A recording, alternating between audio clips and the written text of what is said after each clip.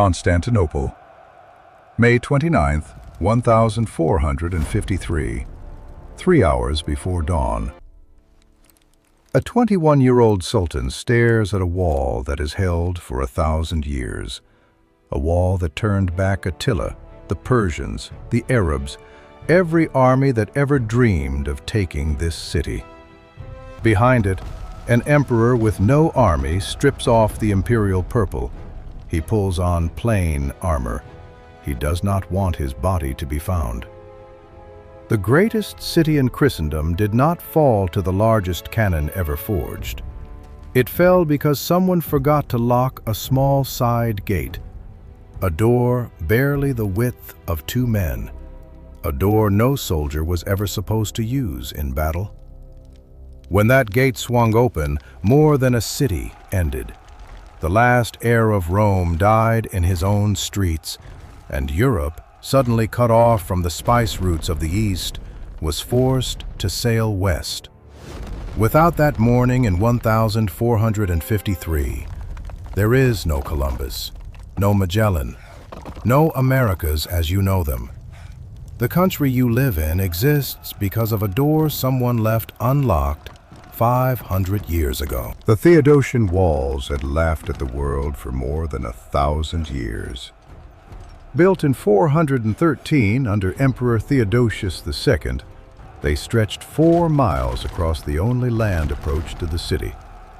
3 lines of defense, a moat 60 feet wide, a ground wall, a great inner wall 50 feet tall and 16 feet thick. No army had ever broken through them. Attila the Hun stood before these walls and turned back. The Avars came and broke against them. The Persians, the Bulgars, the Rus sailing down from Kiev. The Arabs besieged Constantinople twice, once for 4 straight years, and lost entire fleets to a weapon the Byzantines refused to share. That weapon had a name: Greek fire, a liquid that burned on water and could not be extinguished. The Byzantines kept the formula so secret that only 3 men knew it at any given time, each holding a fragment of the recipe. When the empire fell, that formula died with it. To this day, no modern chemist has been able to reconstruct it. The closest analog we have is napalm, invented 1,500 years later. This was Constantinople. The city Constantine the Great founded in 330 when he moved the capital of the Roman Empire east. When Rome itself fell in 476, Constantinople did not flinch. It kept going. For nearly 1,000 more years it called itself Roman. Its emperors called themselves the heirs of Augustus. Its laws, codified by Justinian in 529, became the legal skeleton of every Western country alive today, including the one you are sitting in. The city was the richest place on earth. At its peak, it held 500,000 people, when London was a muddy village of 10,000, and Paris had not yet imagined Notre Dame. The Hagia Sophia, finished in 537, had a dome so vast that no European architect would match it for 900 years. Visitors from Russia, France, Germany, they all described it the same way. They believed they had walked into heaven and were terrified to leave. But by 1453, the heaven was hollow. The Byzantine Empire had been bleeding for 200 years. In 1204, Christian crusaders had sacked Constantinople, looting a Christian city, hauling off relics that still sit in the Basilica of St. Mark in Venice today. The plague had emptied whole districts. Provinces had been lost to the Turks one by one. The population had collapsed from 500,000 to fewer than 50,000. Inside the walls, entire neighborhoods were abandoned. Survivors grew wheat between the ruins of palaces. The emperor, Constantine XI Palaiologos, ruled a city of farmers pretending to be an empire. He could field about 7,000 defenders. 2,000 of them were foreigners, Genoese mercenaries, Venetian sailors, a few Spanish knights. The Pope had promised reinforcements. They never sailed. Western Europe still resented Constantinople for being the wrong kind of Christian. Orthodox, not Catholic. And most Italian cities preferred trading with the Sultan to dying for the Greeks. If you want to know how an empire actually ends, subscribe. Because what happens in the next 72 hours is the cleanest case study of imperial collapse in human history.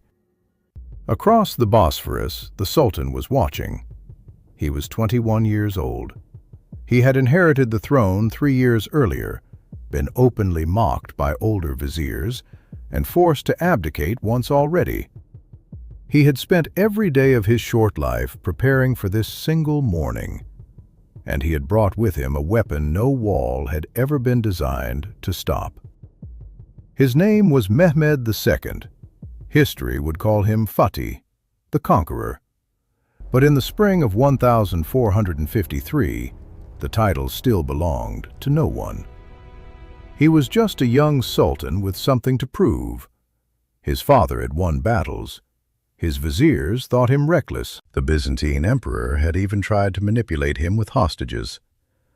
Mehmed had learned, painfully, that the wall could not be climbed, could not be tunneled under, could not be starved out fast enough.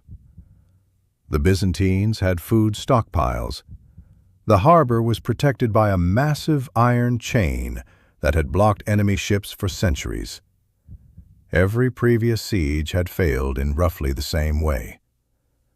Mehmed needed something new. He needed to do what no one had ever done. And then a Hungarian engineer arrived at his court. His name was Orban. And here is the detail almost no one remembers. Orban did not work for Mehmed first. Orban worked for Constantine first.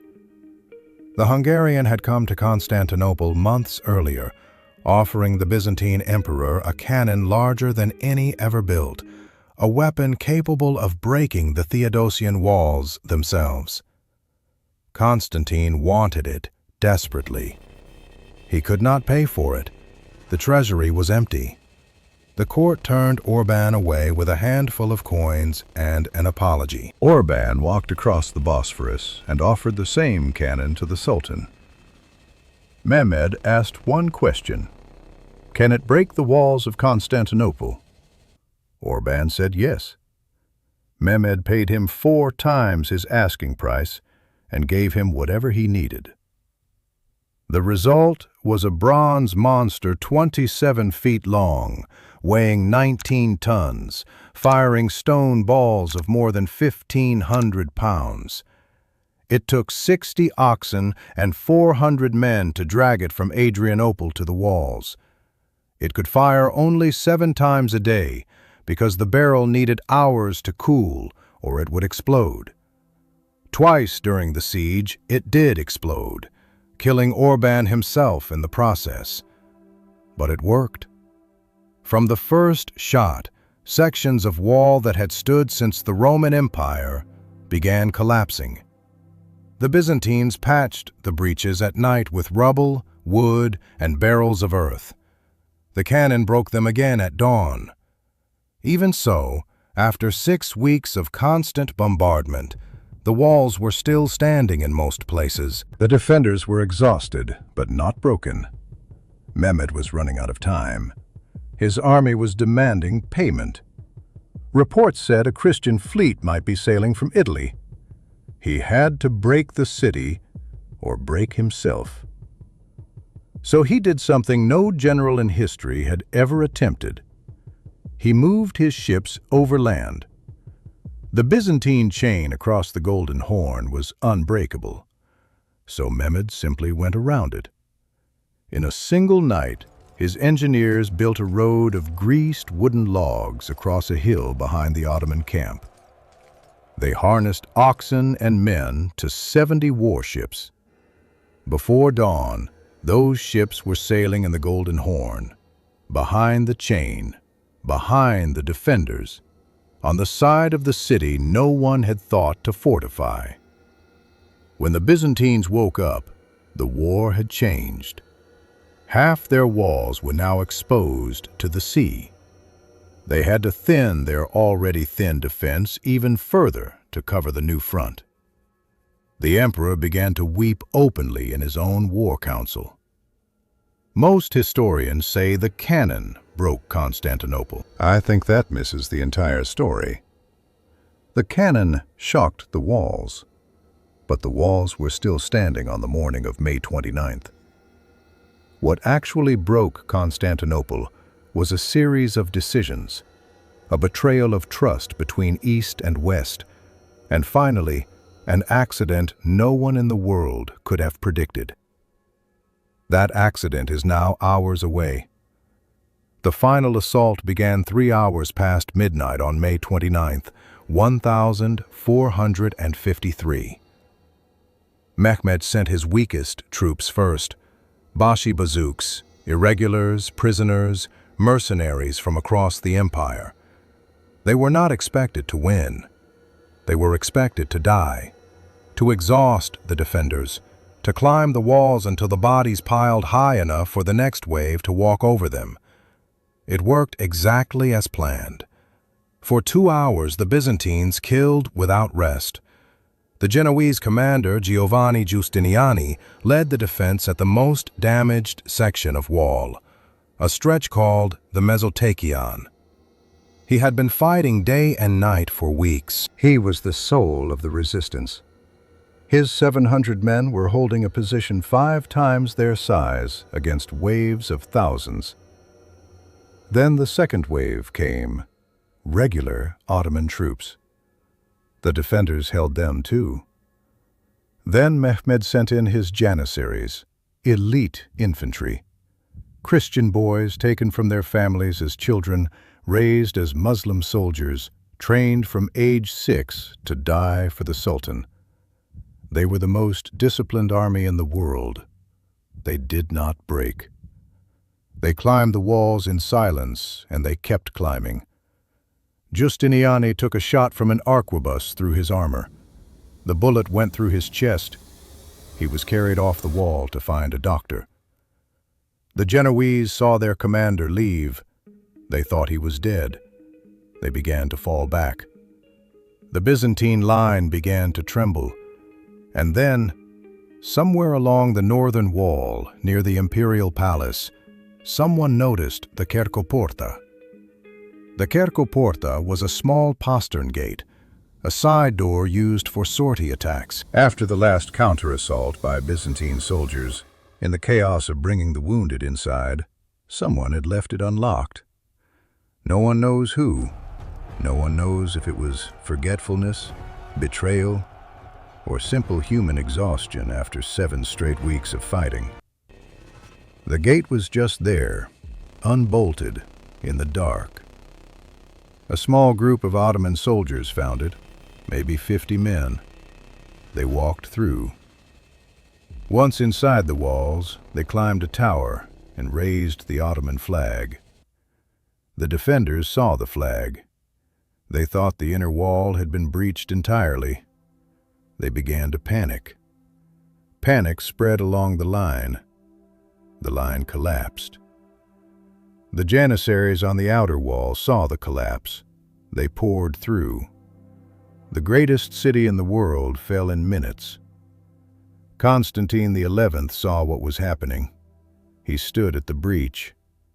He gave a final speech that contemporaries claim was simple. "The city is taken, and I am still alive." Then he tore off his imperial insignia, drew his sword, and charged into the Ottoman ranks. He was never seen again. No body was found wearing the purple. No emperor was captured. To this day, no one knows where Constantine XI died. Greek legend says an angel turned him into marble and hid him under the Golden Gate, where he sleeps until the day Constantinople will be Christian again. They still call him the Marble Emperor. There are people in Greece alive today who believe he will rise. For 3 days, Mehmed allowed his army to sack the city as Islamic law of the time permitted. They looted, they killed, they enslaved an estimated 30,000 civilians. The Hagia Sophia, where terrified citizens had gathered believing the angels would save them, was stormed mid-prayer. On May 31st, Mehmed rode into the city. He went straight to the Hagia Sophia. He ordered it converted into a mosque. He looked at the dome. The dome no European architect had matched in 900 years. And according to Ottoman chroniclers, he wept. Then he sat on the throne of the Caesars. The world had a new center of gravity. And 2,000 miles away, an Italian sailor named Cristoforo Colombo was 3 years old. The fall of Constantinople did something most empire collapses do not do. It rearranged the entire planet. Within months, Greek scholars who had escaped the siege began arriving in Italy. They came with something more valuable than gold. They came with manuscripts. Original Greek texts of Plato, Aristotle, Euclid, Ptolemy, Galen, books Western Europe had not seen in 1,000 years. Many of these texts had been preserved only in Constantinople. Italian universities had been studying inferior Latin translations of Arabic translations of Greek originals. Now the originals were on Italian soil, taught by men who spoke Greek as their native language. The standard story of the Renaissance gives all the credit to Florence and to wealthy Italian patrons. I think that story is incomplete to the point of being misleading. The Italian Renaissance was already underway, yes, but it accelerated dramatically after 1453 because Greek refugees brought the missing pieces. Cardinal Bessarion, a Byzantine cleric who escaped before the fall, donated his personal library to Venice. 800 manuscripts. That collection became the foundation of the Biblioteca Marciana. It is still there. You can visit it today. Modern Europe, in many ways, was built on what fell out of Constantinople when the city was sacked. But that is only the Western consequence. The Eastern consequence was just as large. When Constantinople fell, the Orthodox world lost its capital. There was no longer an emperor to defend the faith. And one ruler, far to the north, saw an opening. His name was Ivan III, Grand Prince of Moscow. He married Sophia Paleologa, niece of the last Byzantine emperor. He adopted the Byzantine double-headed eagle as his coat of arms. He began calling Moscow the Third Rome. The doctrine was explicit. Rome had fallen. Constantinople had fallen. But Moscow would never fall, because Moscow was now the true heir of the Roman and Orthodox legacy. That doctrine, Moscow is the Third Rome, is not a medieval curiosity. It is a living political ideology in Russia today. Vladimir Putin has invoked it directly.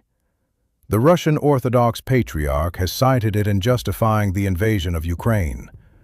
The cathedrals of Moscow are deliberate echoes of the Hagia Sophia. The eagle on the Russian state seal is still the Byzantine eagle. When Russian leaders speak about defending Orthodox civilization from a decadent West, they are reaching back, whether they say it or not, to May 29th, 1453. And then there is the third consequence, the one most Americans never connect.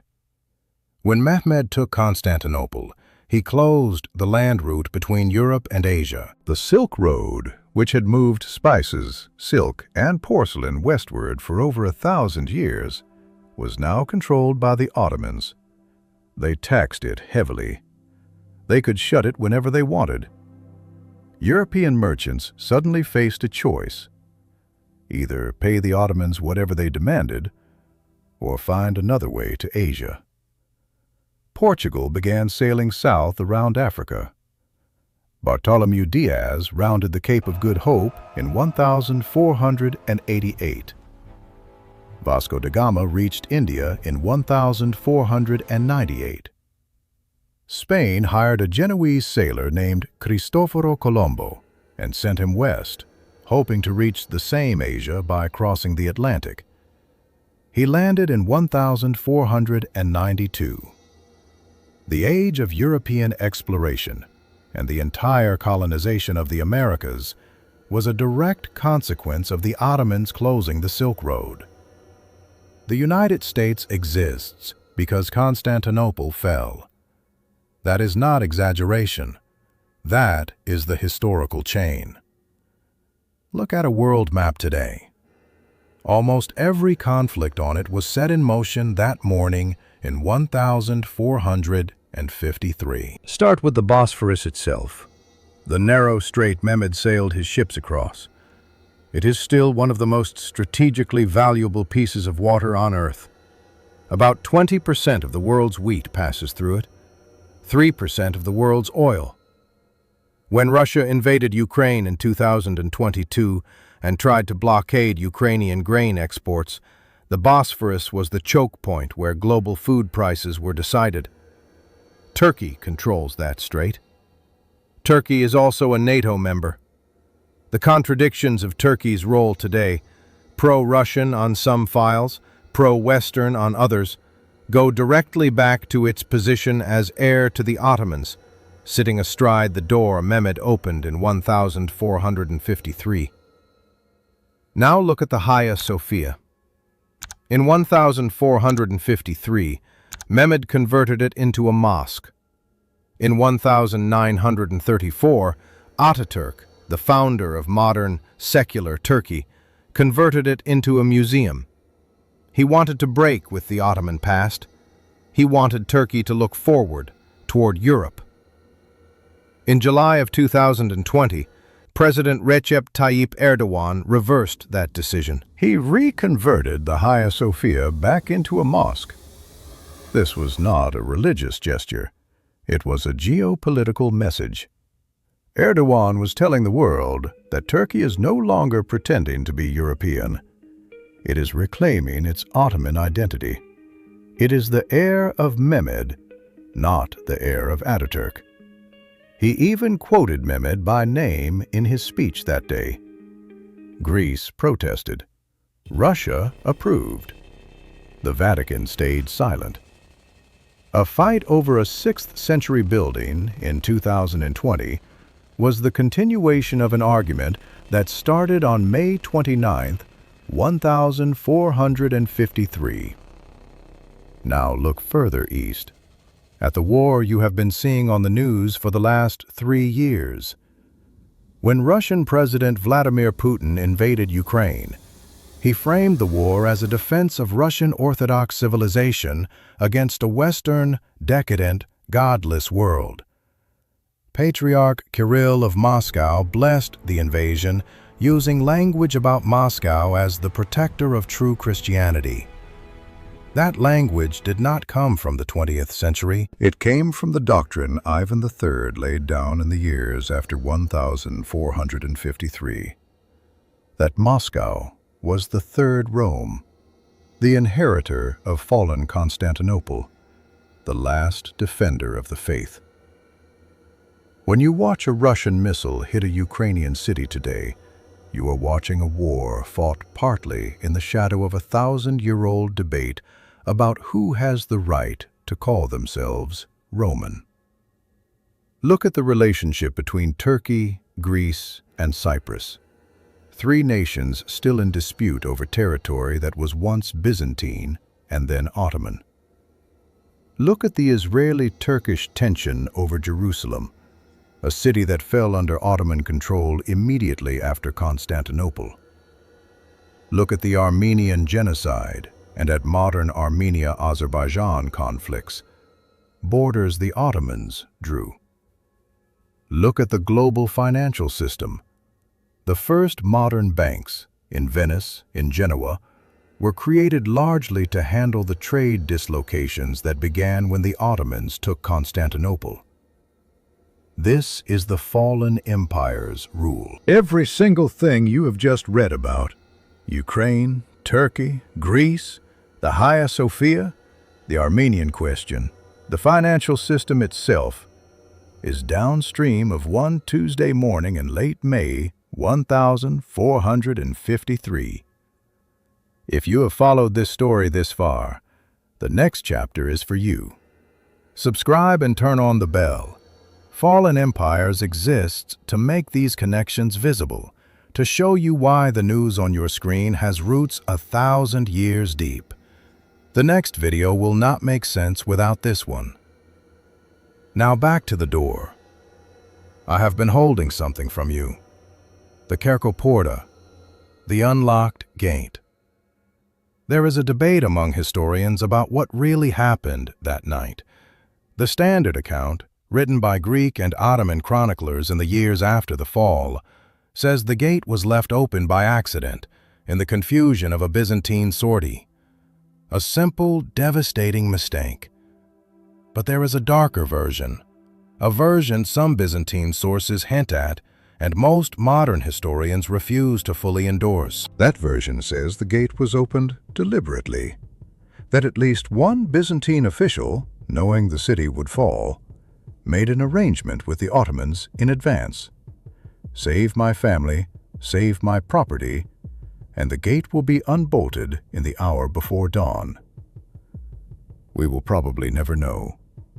The witnesses died on the walls or were enslaved in the days that followed. What is certain is this. The Cercoporta was unlocked when it should not have been.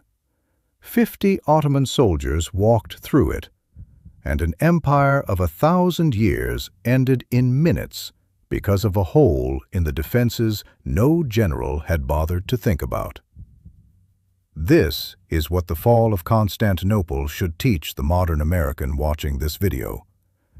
Empires do not collapse because of one giant blow. Empires collapse because of small failures that no one took seriously. A door no one bothered to lock. A bribe no one investigated. A border no one defended because it seemed too small to matter. You are living in the most powerful country in human history. You are also living in a country that no longer pays attention to its own walls. Constantine XI died fighting.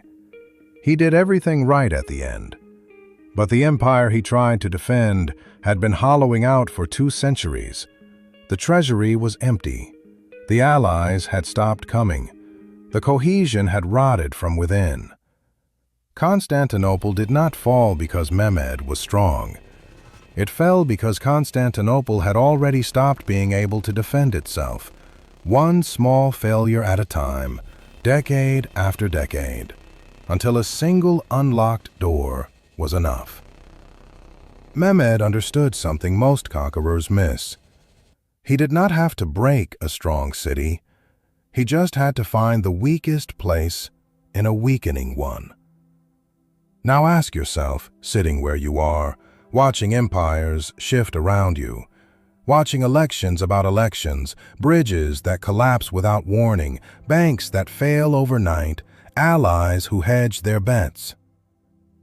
Where is your Cercoporta? I want you to actually answer that in the comments. What is the small thing nobody is locking? The last loop is closing now. Constantine, the marble emperor, the body that was never found, and one detail about Mehmed himself you have not been told. The body of the last Roman emperor was never found. Ottoman soldiers searched for it for days. They wanted the head. They wanted proof. They had Constantine's standard, his sword, even fragments of his armor, but no body in the imperial purple. Some claimed they found a corpse with the imperial eagle stitched into its boots. Others said the head was sent to Mehmed and displayed in the city. Most historians today think Constantine was killed in the first wave of the breach, and his body, stripped of insignia by his own hand minutes before, was simply lost among the thousands of dead. But Greek tradition tells a different story. It says an angel descended at the moment of his death, lifted him from the streets, and turned him into marble inside a hidden chamber under the Golden Gate. He sleeps there still. On the day Constantinople is Christian again, the angel will return, give him back his sword, and the city will be reborn. It is a beautiful legend.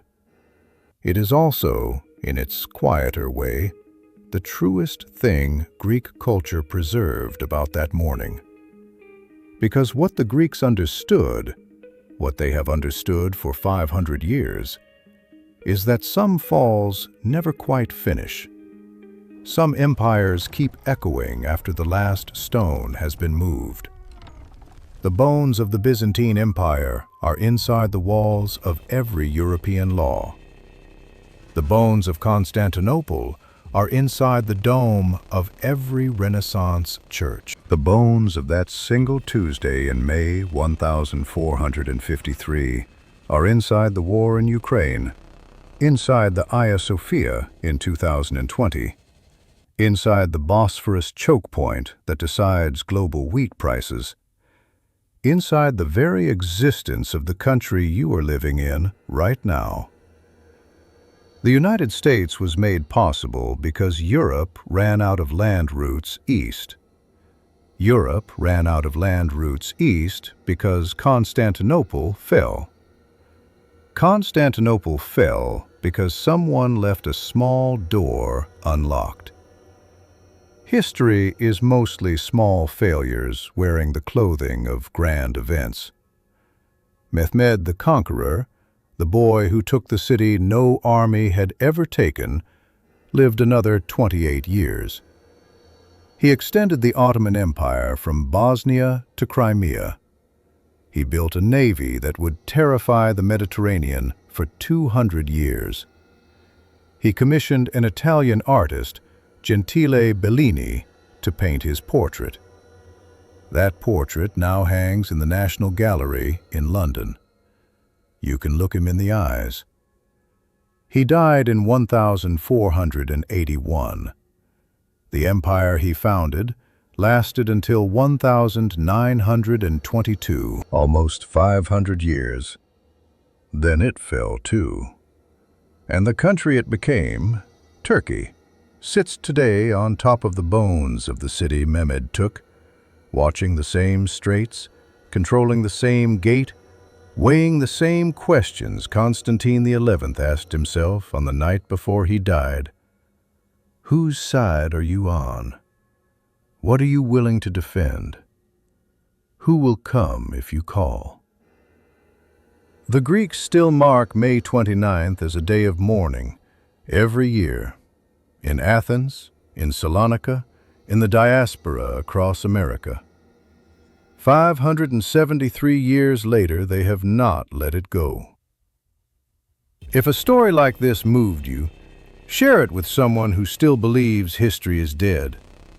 Leave a comment with the next empire you want to see fall on this channel. Persia, the Mongols, the Aztecs, the Soviet Union, anywhere. I will read them all. The next video is about the empire that almost stopped Mehmed before he ever reached Constantinople. The empire that had the gold, the army, and the warning, and refused to act. Constantinople fell on a Tuesday. Most empires do.